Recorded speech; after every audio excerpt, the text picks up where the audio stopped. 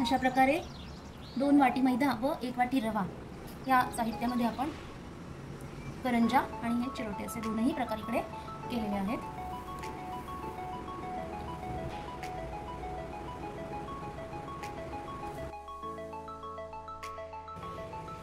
नमस्कार, अनुपमा स्वादिष्ट पाककृतीमध्ये आपलं खूप खूप स्वागत। आज आपण बघूया दिवाळीसाठी महत्त्वाच्या असलेल्या एकदम करंजा। त्यासाठी मी इथे हे 2 वाट्या साधं खोबरं बारीक असे काप करून घेतले आहेत, जे मी आता मिक्सरमधून त्याचं बारीक करणार आहे। 3 चमचे त्याची पावडर करून घेणार आहे आणि इथे मी अर्धी वाटी असं कणिक घेतलेली आहे। त्यासाठी लागणार आहे आपल्याला 4 चमचे कॉर्नफ्लोअर आणि इथे 4 चमचे तूप। त्यापैकी थोडं तूप आपल्याला करंजीच्या कवरमध्ये घालायचं आणि उरलेलं तूप साठ्यासाठी वापरायचं आहे। आणि इथे मी हा स्मॉल रवा घेतलेला आहे, 1 वाटी तो बारीक रवा घेणार आहे 0 नंबरचा आणि 2 वाट्या इथे मैदा घेणार आहे। तर आता प्रथम आपण पीठ भिजवूया। ते भिजवण्यासाठी आपल्याला लागणार आहे कोमट असं दूध। त्या दुधामध्ये प्रथम आपण रवा भिजवून घेऊ। तर साधारण मोठी वाटी घेतलेली आहे आणि ही अशी नॉर्मल लहान वाटी दूध घेतलेलं आहे इथे। तर कारण की हा बारीक रवा आहे पण मैद्यापेक्षा थोडासा जाडसर असतो, म्हणून आपण प्रथम याच्यामध्ये दूध घालून हा जरासा भिजू द्यायचा आहे आणि मग 5 मिनिटांनंतर आपण मैदा घालू त्याच्यामध्ये। तर मी प्रथम हा 1 वाटी साधारण 200 ग्रॅमची जी असते, 200 सव्वा 200 ग्रॅमची अशी ही वाटी आहे। तर हा एक रवा मी इथे घेते। हे जरा गरम असलेलं असं अर्धी वाटी दूध मी ते घालते आणि थोडंसं दूध मी नंतर ॲडजस्ट करण्यासाठी ठेवलेलं आहे। आणि याच्यातच आपण हे 1 चमचा तूप इथे घातलेलं आहे, जेणेकरून हे सगळं तूप या रव्याला आणि याला लागेल, मऊ होतोय थोडासा। ज्या वाटीने मी रवा मोजला होता त्याच वाटीने मी इथे हा मैदा घेते आहे। हा 1 वाटी मैदा इथे घेते, अजून 1 वाटी जरा कमी असा मैदा मी इथे घेते, वाटीला थोडासा कमी आहे। हा 1/2 चमचा मीठ इथे मी घातलं आहे आणि याच्यावर पण थोडंसं मी अर्धा ते पाऊण चमचा हे तूप घातलं इथे आणि हे उरलेलं गरम दूध आपण याच्यावर घालूया। रवा पण आता छान मऊ झालेला आहे आणि हे सगळं असं एकमेकात मिक्स करून घेतो आपण। इथे अजून थोडं अर्धा दूध घेतलेलं आहे इथे आणि 1 तासभर तरी मुरायला ठेवायचं, 1-2 तास असं, म्हणजे पीठ व्यवस्थित सैल होतं। ओल्या फडक्याने झाकून ठेवायचे, तोपर्यंत आपण सारण करून घेऊ शकतो। तेवढंच दूध लागते मला, म्हणजे 3 वाट्यासाठी एकूण 1.5 वाट्या दूध आपल्याला इथे लागलेलं आहे। दा आहे तो नंतर सैल पडत जातो, म्हणून आत्ता सुरुवातीला आपण हे असं जरा घट्टसर असं पीठ ठेवायचं आहे आणि याच्यावरती एक रुमाल ओला करून 2 तास तरी हे पीठ मुरण्यासाठी ठेवायचं। हे पीठ मी असंच एकसारखं करून घेतलं आहे आणि इथे हा रुमाल घट्ट पाण्यातून पिळून तो इथे आपण ह्याच्यावरती हे भिजवण्यासाठी असं लावून ठेवूया। आणि आता ह्याच्यावरती मी लावून ठेवते, तोपर्यंत आपण करूया सारणाची तयारी। त्या करंजीच्या सारणासाठी हे 2 वाट्या मी सुके खोबरे असे हे काप करून घेतले आहे, ते जरा बारीक करून घेते आणि मग नंतर आपण एकत्र ते सगळं भाजून घेऊ।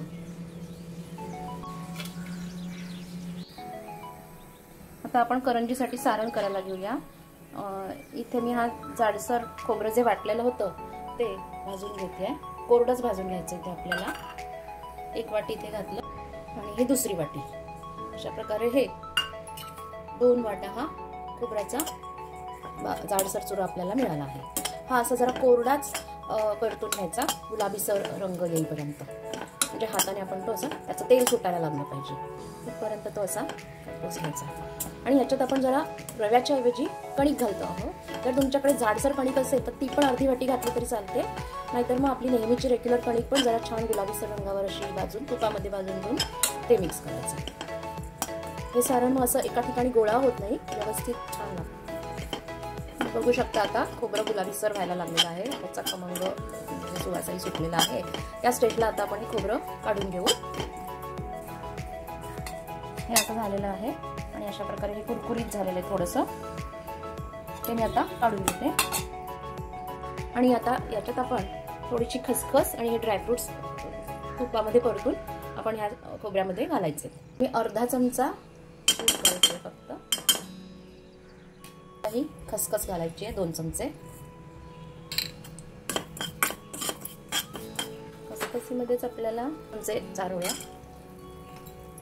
आणि 1 काजूचे तुकडे हलके सगळे ड्रायफ्रूट्स आपण जरा रोस्ट करून घेणार आहोत आणि त्या सारणामध्ये घालायचं मिश्रणामध्ये अगदी 1-2 मिनिटासाठी जस्ट.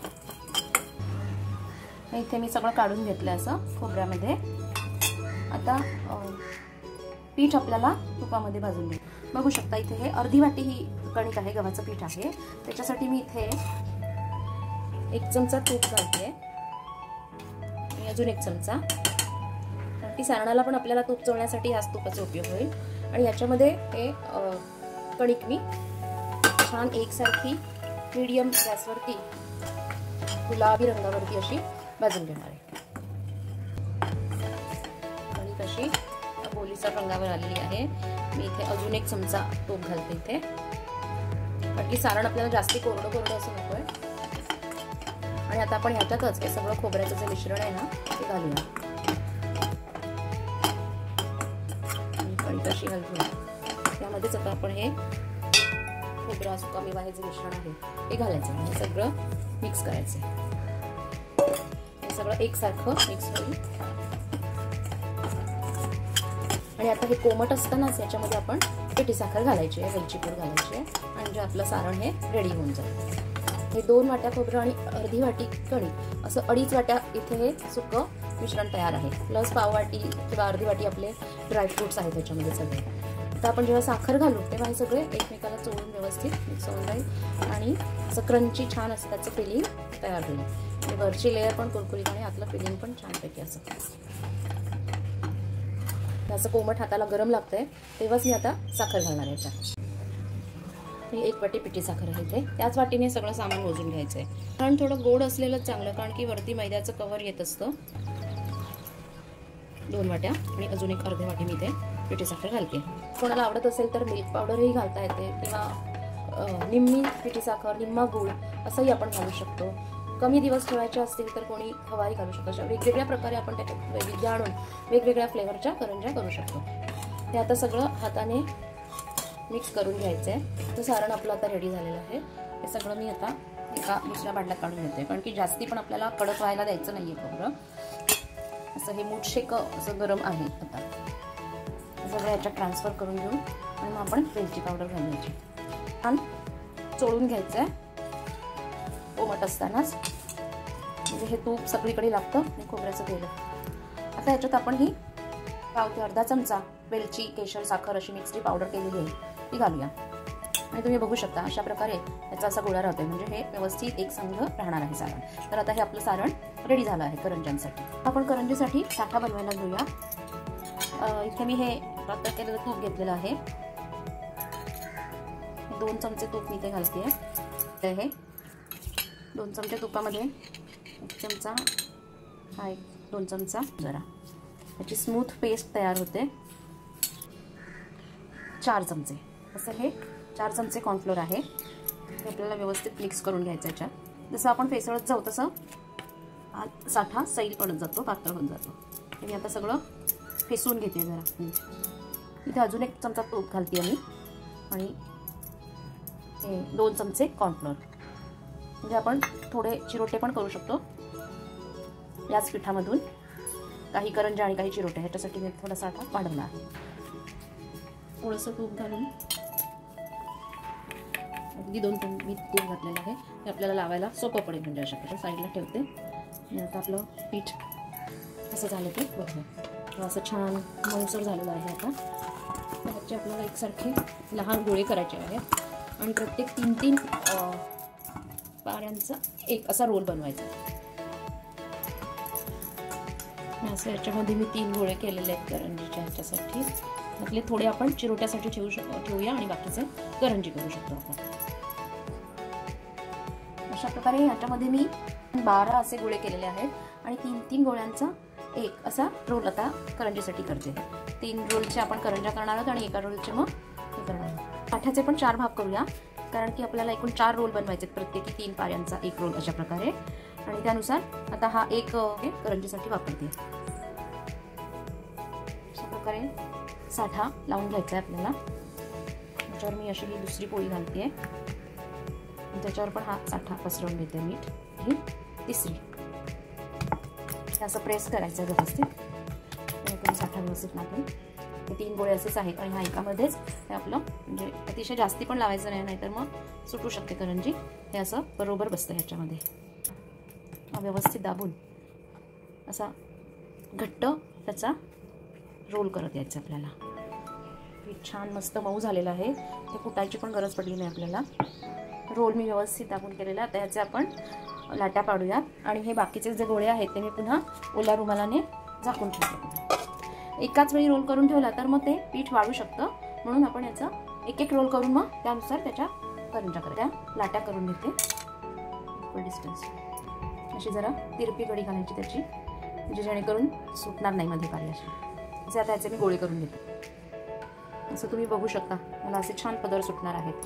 असं एकेका रोलमध्ये मी साधारण 15-16 अशा हे लाट्या केलेल्या आहेत, जेणेकरून आपल्या 3 रोलमधून एक 45 ते 50 करंजा होतील आणि 10-15 चिरोटेही होऊ शकतात. म्हणजे ह्या प्रमाणामध्ये इतकं आपण करू शकतो. इथे मी अशी लंबगोल एक पारी लाटून घेतली आहे करंजीसाठी. आता आपण याच्यात मध्यभागी सारण घालूया. असं फोल्ड करायचंय. पीठ आपलं छान भिजलंय आणि आपण ओल्या फडक्याखाली ठेवलं होतं, त्यामुळे हे व्यवस्थित मऊ झालेलं आहे. आता आपण याला मुरड घालून घेऊ. अशी कडा वरच्या साईडने प्रेस करत यायचंय. आपली छान पॅक बंद होऊन जाईल ही करंजी. मी अशा ह्या करंजा करून घेतल्या आहेत ना. आणि अशा ह्या ओल्या फडक्याखालीच ठेवायच्या तळेपर्यंत, कारण की कोरड्या झाल्या किंवा हे पदर जे असतात ते वाळू शकतात. म्हणून आता 10-12 ह्या करंजा झाल्या की मग तळायला घेणार. त्या वाळायला नको म्हणून ह्याला आपण थोडंसं ब्रशिंग करून घेणार आहोत दुधाने. त्याच्यामुळे काय होतं, ह्याचे पदर जे असतात ना ते साठ्याचे कधी कधी सुटू शकतात आणि म्हणून ओलसर राहावी करंजी, म्हणून इथे आपण थोडंसं दूध लावून घ्यायचं. तेल ठेवलंय तापायला, तेल तापलंय चांगलं आणि ह्या ब्रशिंग केल्यामुळे अशा प्रकारे छान चकाकी येईल मला. आता 4-1 करंजा आपण एका वेळी घालूया. आता त्याच्यावर असं झाऱ्याने सतत तेल जरा उडवत राहायचं, त्यामुळे लेयर्स छान सुटायला लागतात. आणि गॅस मिडियमच ठेवायचा आहे.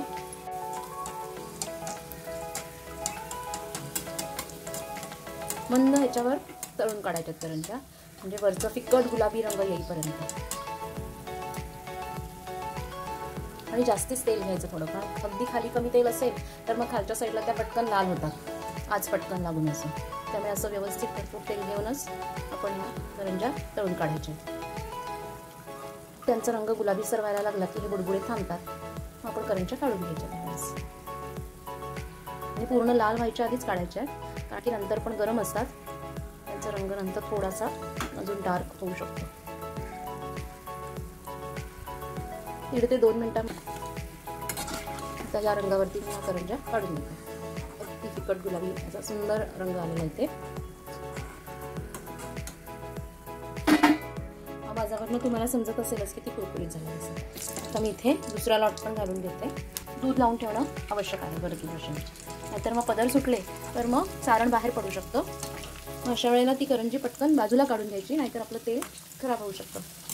की शेवटी मग त्याच्यावरती परत थोडंसं दुधाने असं ब्रशिंग केलं की तो जर का तिथे आपल्याला एखादा पदर सुटलेला असेल तर परत पुन्हा व्यवस्थित पॅचअप होतं तिथे. आणि मग ती शेवटी तळून काढायची. पूर्ण वेळ मीडियमच असला पाहिजे गॅसचा.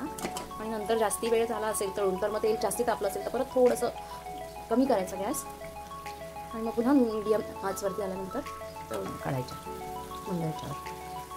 अशा प्रकारे आपल्या पहिल्या रोलच्या या एवढ्या करंजा तयार झालेल्या आहेत. 15 झालेल्या आहेत इथे.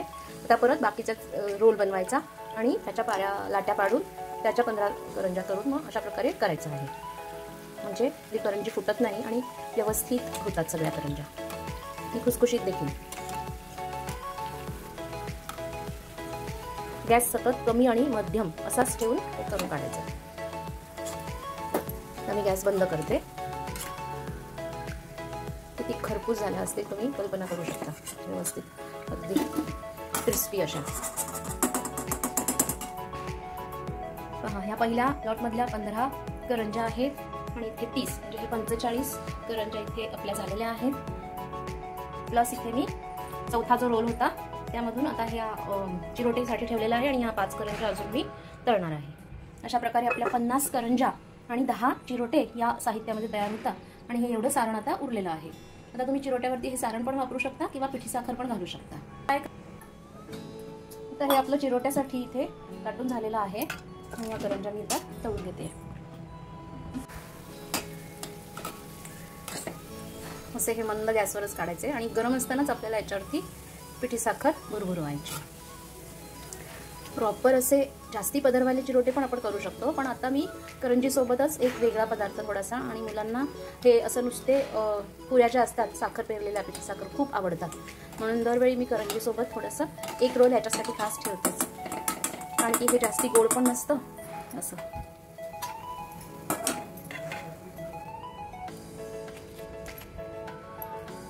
असं जितकं गरम असताना पटकन घालून आपण तितकं हे छान त्याला फुकून घेतं. बघू शकता ही साखर एवढी फुगलेली आहे. जास्ती कमी साखरेमध्ये हे व्यवस्थित होतं, म्हणून सुके पण तुम्ही खास हे जास्ती गोड आवडत नसेल तर असा प्रकार करून त्यांना मधल्या वेळेत खाण्यासाठीही आपल्याला देता येतं. त्यामध्ये आपले 50 करंजा आणि हे 11-12 चिरोटे हे तयार झाले आहेत. आणि व्हिडिओ स्किप न करता शेवटपर्यंत बघा, कारण की मध्ये मधल्यावर टिप्स मिस व्हायला नको म्हणून. धन्यवाद. अशा प्रकारे 2 वाटी मैदा व 1 वाटी रवा या साहित्यामध्ये आपण करंजा आणि हे चिरोटे असे दोन्ही प्रकार इकडे केलेले आहेत. रेसिपी आवडल्यास नक्की लाईक, शेअर आणि सबस्क्राईब करा.